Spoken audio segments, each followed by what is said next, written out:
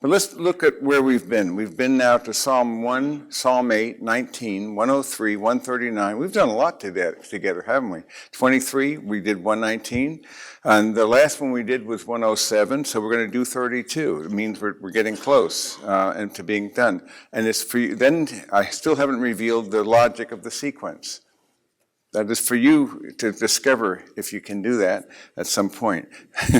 But at any rate, I want to go then to our psalm, and let's just take a quick look at it and get it before us. So we have Psalm 32, and it's a Psalm of David, a maskil. So this part here, when it says a Psalm of David and a maskil, that part is called the superscription, and that's part of the inspired text.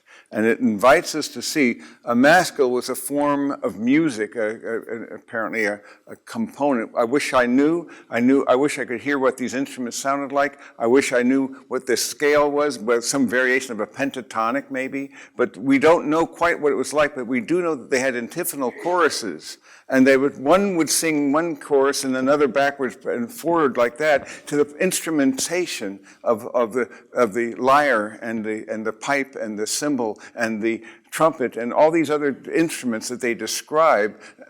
We can't quite be sure what it would have sounded like, but it was important for them to add the dimension of music to the worship. And Dennis was just telling you about the Psalms of Thanksgiving.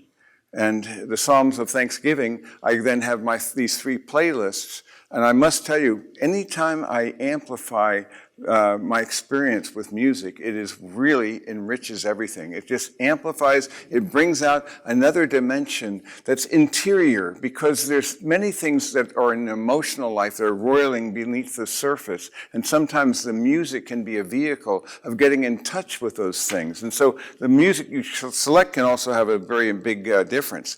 In this case, though, we're looking at the grace of forgiveness. And he says, how blessed is he whose transgression is forgiven, whose sin is covered. Paul quotes this in Romans 4. He speaks about this whole idea of the blessings of him upon whom God has called not by our works, we'd be toast.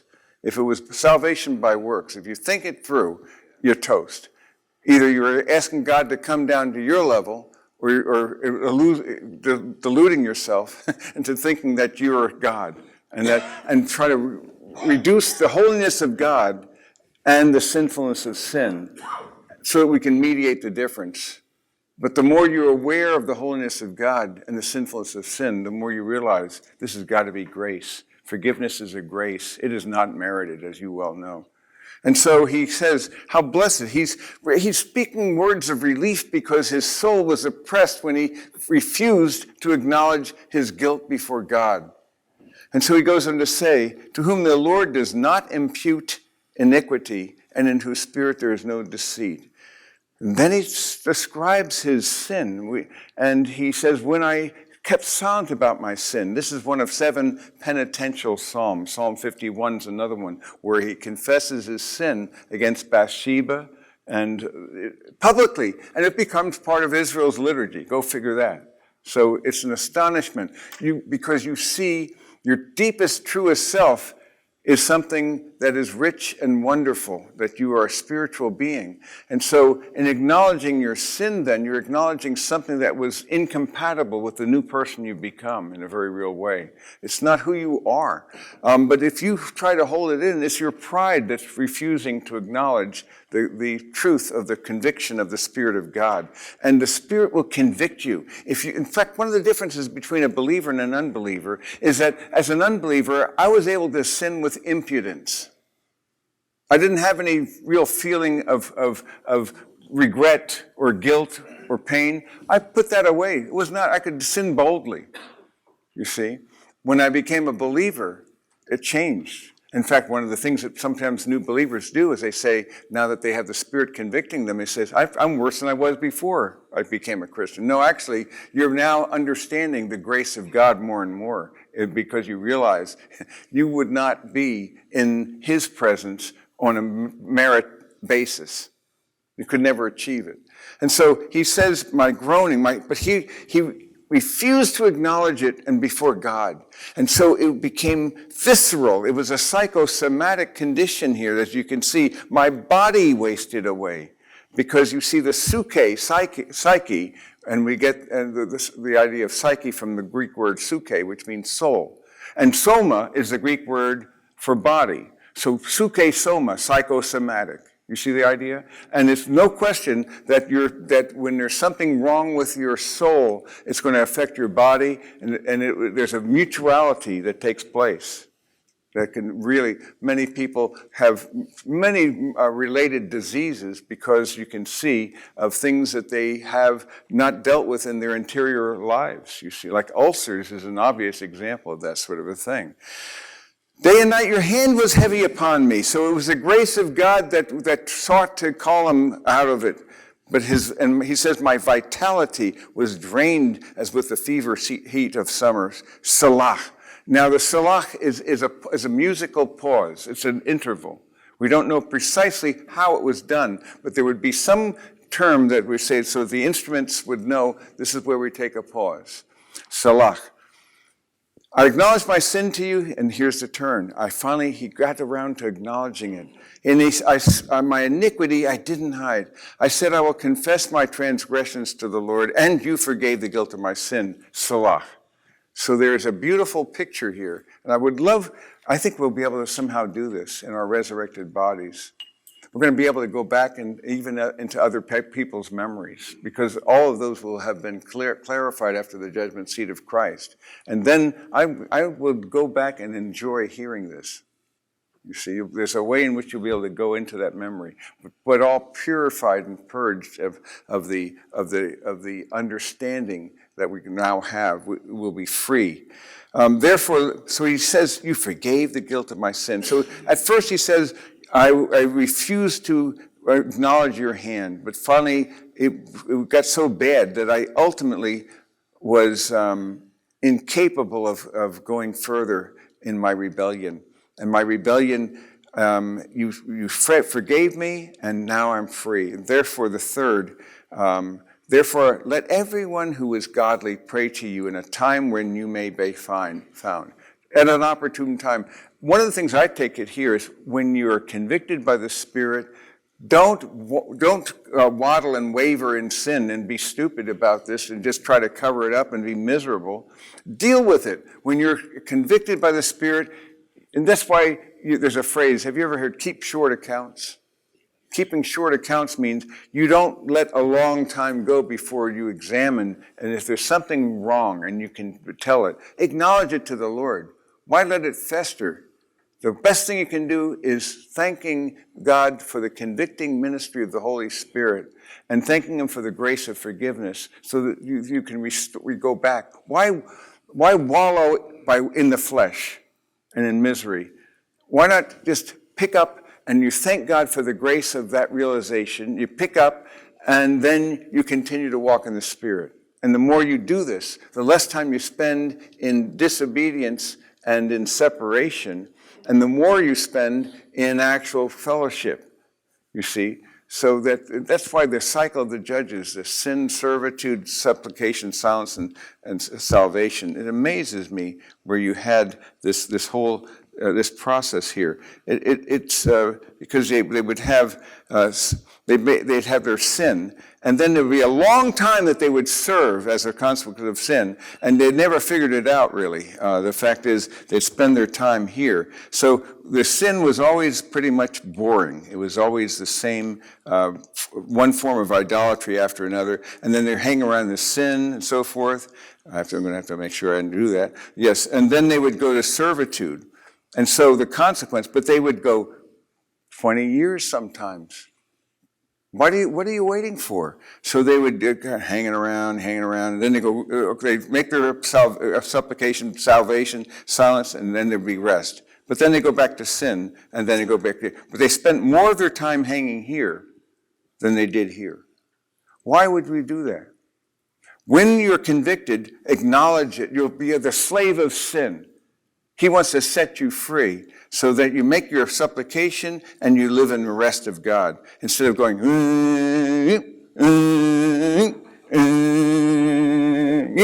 That's what we're doing. This is going to be a lot of stuff to undo, won't it? Like that. See, I'm a good boy. But why wouldn't you be wise enough to stay in the presence and the peace of God? And when you sin, you go around. You see what's happening? You become spring-loaded to walking by the Spirit rather than walking by the flesh. I want you to be men who are spring-loaded toward obedience. And there's no reason why you can't train yourself to do that. Because here is a man who is explaining what you already know. So he appeals and says, because of my relief, he wants the community to understand that grace and participate in it. Let everyone who's godly pray to you in a time when you may be found. Surely in a flood of great waters they will not reach him. You are my hiding place. This is where that phrase comes from. You preserve me from trouble. You surround me with songs of deliverance. Selah. It's the third time he uses that pause. I will instruct you and teach you in the way which you should go.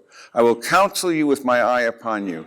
Do not be as the horse or the mule, which have no understanding, whose trappings include bit and bridle to hold them in check. Don't be like that. I want you to be someone who actually has been so trained that you know what the master wants. You don't even need the bit and the bridle. You tend toward obedience, you see, and after a while you enjoy the freedom that obedience leads to, because you will be a slave of someone. If you're a slave of Christ, you're a free man. But if you're a slave of anything else, it's a severe taskmaster. So again, you turn to him. He was, take my yoke upon me and learn from me, because I want you to enjoy my rest and my peace. So shout for joy, be glad and rejoice. So this is a very rich psalm, as you can clearly see, and there's much to it. Well, back in let's see what the year was when I wrote this Reflections. It was back in January of 92 I wrote this. And part of this was used and conformed to his image, as I used a lot of my old reflections. I was writing a book conformed to his image without knowing it. In these years, since 83 when I started writing it. But I mentioned a story that I actually also is found in Conformed. Victor Hugo's story 93, the crew members of a ship are tossed in a violent storm. They're more terrified by the crashing sound below than by the storm. Why? What's that crash? It's a cannon that got loose. And they know that'll destroy them, because if it gets loose, they will be opened up to the fullness of the sea, and it will sink them for sure. Somebody has to risk going down there and securing it, risk his life, because they're all dead men otherwise. And I suggest here that we're like that ship. Our souls are more imperiled by the inner corruption of sin than by the outer circumstances of life. You see. And I think that is true, because it's slavery. So, as I say, it's a penitential psalm, and it's intriguing, and it's about the grace of forgiveness. And that, to me, is a joyful word about the blessing of forgiveness. This makes me think of something that I've encountered. Matthew O'Reilly was an emergency doctor on emergency calls, not a doctor, but he dealt with people who were victims in emergency situations. And they had a situation called impending doom. And what they meant by impending doom is you get to the scene of an accident and you look at the person and you realize, I can't do a thing for them. They're going to die. He says, I used to lie about it. Am I going to die? They would ask him. And he'd lie and said, well, we're going to get you fine. But then he realized that's not a gift to them. They need to have that reality. So he began to tell them the truth. Yes, you're going to die. And so he discusses this, and he found three things came out of them. The first thing that they would say was very, very often the need for forgiveness. And they recognized, now it's too late. I would want to ask forgiveness of this person. They wanted closure, but now they don't have time to do it. The second was the need for remembrance. Is there anything I did that's going to last, you see? And then the third was a need for meaning. They also raised this. Most of these people, then, he said, wrestle with that and with the certitude that it's about to happen. It's not like you're on death row waiting a long time. These are people who knew it's only going to be seconds away. And that's a pretty powerful story. And I realized those needs for forgiveness, remembrance, and for meaning relate to security, significance, and satisfaction, because this is a very important concept for all of us, because God has wired us in the same way. So we know we need these three things. We're hardwired. Security, the sense of being loved unconditionally and accepted and forgiven, that there's no barrier. The need for significance is this question then, is there going to be remembrance? Will anybody remember me? You see, so, and then the third they said was the need for meaning. And that's what satisfaction is, to have the sense that you've lived a life that was worthwhile. Is there anything I can do, or am I just writing my name on water? So the problem is, as we know, that people turn to the wrong things to get these needs met. Typically, they turn to people, and as a result, that it becomes insecure at best, because you know you're going to let people down, and they'll let you down. That's not sufficient. We turn often to possessions as a visible manifestation of our significance. I am somebody. And many of the biggest houses are appeals by insecure people that they are somebody to people who don't even care. But the reality is, matters to them. Look at me, big me.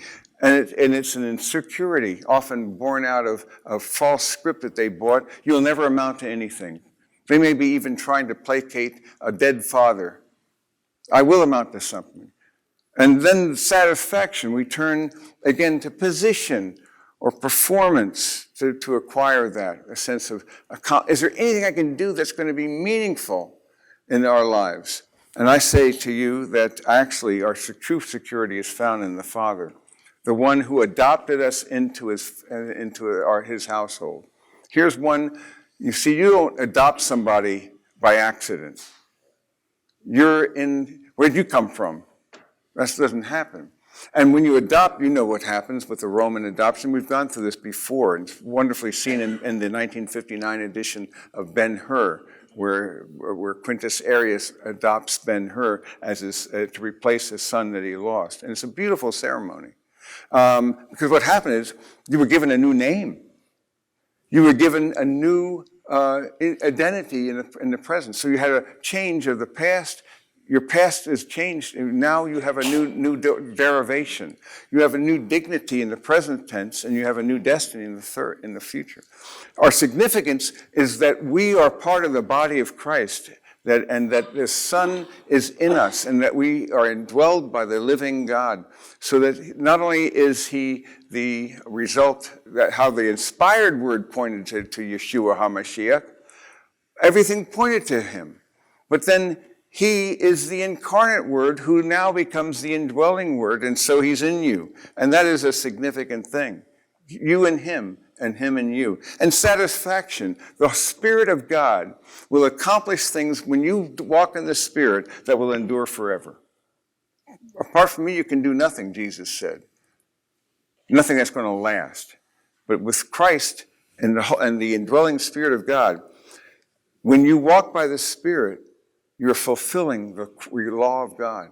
And you are now becoming a blessing to those who are around you. Because when you're walking by the Spirit, you manifest the fruit of the Spirit. So it's a very different way of seeing this understanding. So I find that these are very critical needs that we all have to have met, because otherwise we're in terrible trouble. He uses all these words for forgiveness and deceit and so forth, but the thing I wanted to call to your attention is this whole idea of the restoration. Let anyone who is godly pray to you in a way and in a time when you can be found. Now is the day.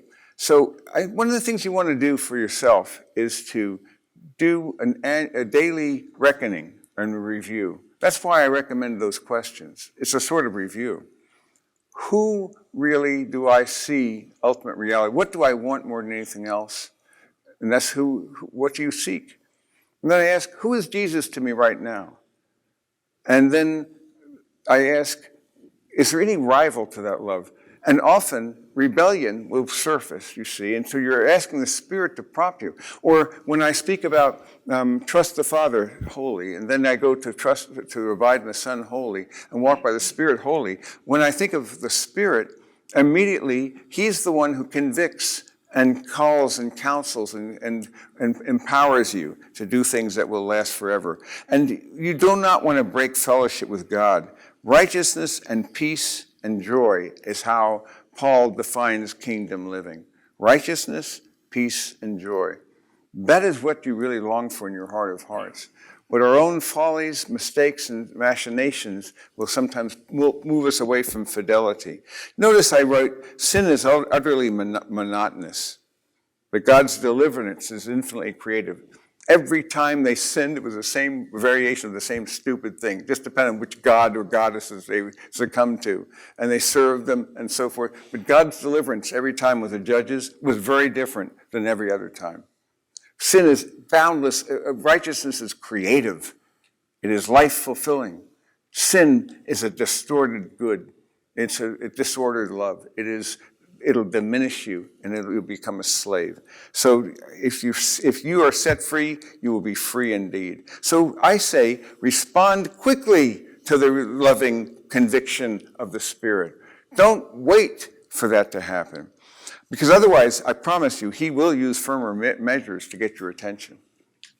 You see, you're not going to win in this battle. The problem here is when you came to Jesus, you came to Him for various reasons, for His benefits.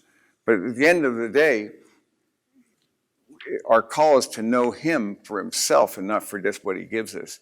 But He'll deal with that, and He'll stoop to conquer. But His desire is that you come to love Him for Himself more and more and realize He is the source of your well-being. He is the source of all things that are gifts and grace in your life. He is the wellspring of life, your life, and He doubly owns you, not only because He made you, but then He remade you, the recreation, the new birth in Christ. He doubly purchased you in that respect. So understand how important that is for us to really apply. And that our idea then is to share His holiness and enjoy the peaceful fruit of righteousness. So this is a thing that we want to do. We want to be glad for that, and we want to be liberated from that bondage and slavery to corruption into the freedom of the glory of the children of God. This brings me then to this idea, this summary. Those three needs I just told you about, for forgiveness, for remembrance, and for meaning, that those people who were about to die, knowing they were going to die, every one of them in some variation, that was the issue. The beauty is we have already security in Christ. That's forgiveness. We remembered you are significant. You're part of a family that's going to never die, you see, and it's going to get richer. You're part of a forever family, as I used to hear it called. And then third, you have meaning because you are indwelled by the Spirit of God, and you have been called to do good works, which God has prepared beforehand for those who walk in Him. So understand Ephesians 2:10. You are on a mission, you're on a calling, and God knew you before the foundation of your birth, of your life. It was an amazing thought that He knew the years that you would have, even before you were born.